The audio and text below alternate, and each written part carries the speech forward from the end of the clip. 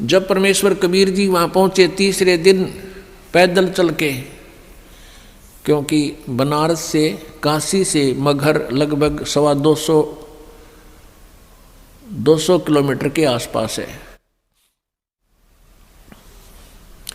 तो बिजली खां पठान से ने प्रणाम किया, कहो गुरुदेव।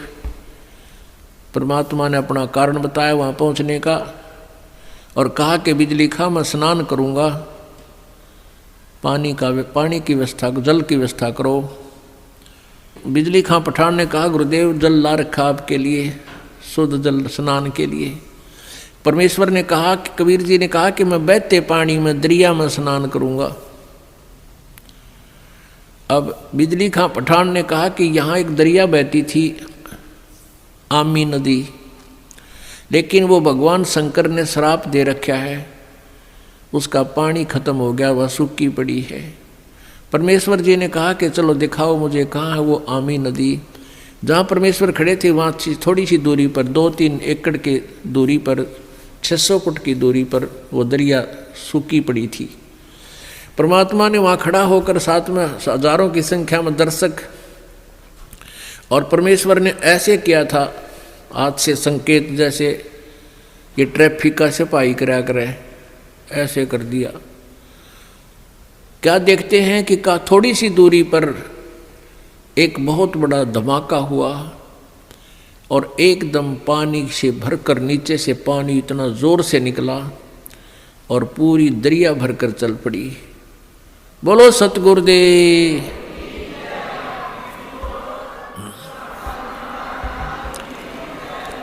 बंदी छोड़ कबीर परमेश्वर जी की जय।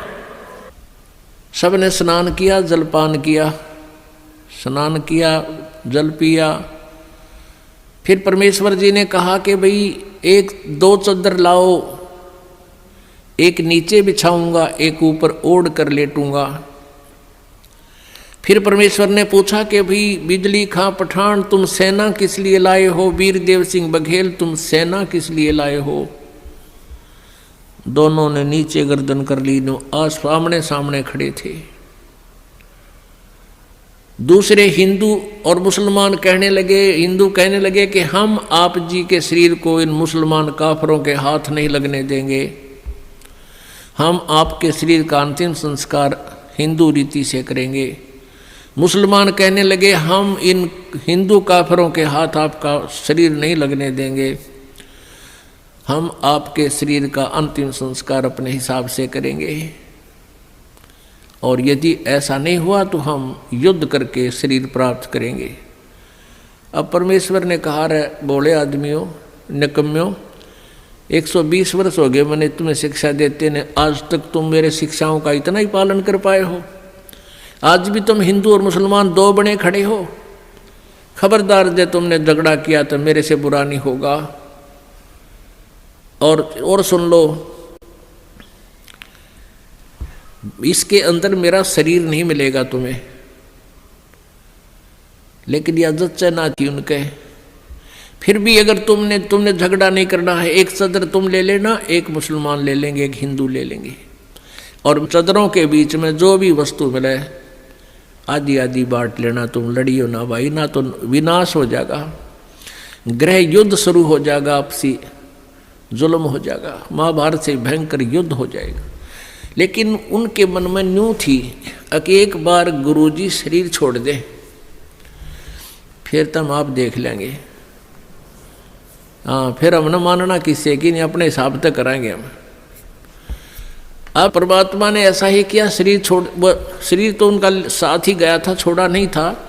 लेकिन क्या हुआ, जितने सबके समान था, सब जैसे चादर ओढ़ी थी ऊपर के और शरीर के ओढ़ा हुआ जैसे महसूस होता, इतने ही शरीर के आकार के फूल बन गए, सुगंधित फूल। और परमात्मा आकाश में जाकर आकाशवाणी की कि भी देख लो ब्राह्मणों, देखो मैं जा रहा हूँ सतलोक को। जब आकाश में देखा तो परमात्मा का नूरी शरीर तेजो में शरीर हो गया और ऊपर आकाश को जा रहे हैं, और ये आकाशवाणी करते जा रहे हैं और कहते हैं उठा लो पर्दा, इसमें नहीं है मुर्दा। चद्दर उठा के देखा, उसमें सुगंधित फूल पाए। हिंदू और मुसलमान कहाँ तो कत्लेआम करने को तैयार थे एक दूसरे के। बिजली खां पठान और वीर देव सिंह बघेल हिंदू राजा आपस में एक दूसरे की ऐसे प्यार से शरीर के ऐसे एक दूसरे से चिपक गए, सीने से सीने का लगाया। आपस में सब हिंदू मुसलमान एक दूसरे से सीने से लगकर ऐसे रो रहे हैं जैसे छोटे छोटे बच्चों की माँ मर जाती है, पिता मर जाता है, और रो रहे हैं और कह रहे हैं हम कति मूर्ख थे, हमने पहचाना नहीं, वो अल्लाह थे, खुदा थे, वो परमात्मा आए हुए थे। अपने आत्माओं, हमने परमेश्वर को पहचाना नहीं, इतनी लीलाएं प्रभु करके गए। आज भी मगर स्थान पर हिंदुओं ने अपनी अलग से यादगार बना रखी है, एक चद्दर और आधे वो सुगंधित फूल लेकर, और मुसलमानों ने अपनी अलग बना रखी है, एक चद्दर और आधे फूल लेकर। आज भी ये दास उसको, आज भी विद्वान है ये दास, बहुत बार उसको देख कर आया है, और हमने वो फोटो खींच कर लाए थे उनके। दोनों अलग अलग बने हुए हैं। 3 बार ये दास भी संगत को साथ ले जाकर दिखा कर लाए, प्रमाण करने के लिए कि हम सुना करते हैं वो सच्चाई है। तो पुण्यात्माओं, उन्हीं में से कुछ फूल अकेले ला करके बनारस में, काशी में भी एक चौरा बना दिया बिजली खां पठान ने, और वहाँ दोनों यादगार अलग अलग हिंदू और मुसलमानों की आज भी है, और उनका कोई आपस में मनमुटाव नहीं है। वो अपने हिसाब से कर रहे हैं, वो अपने हिसाब से कर रहे हैं। कति बीच में दीवार भी नहीं है, एक ग्रिल ला रखी है बीच में पार्टीशन के लिए, जैसे ये ग्रिल लगी हुई न, और आपस में बीच में एक सामूहिक गेट भी है। दर्शक जाते हैं, दोनों को देख कर आते हैं।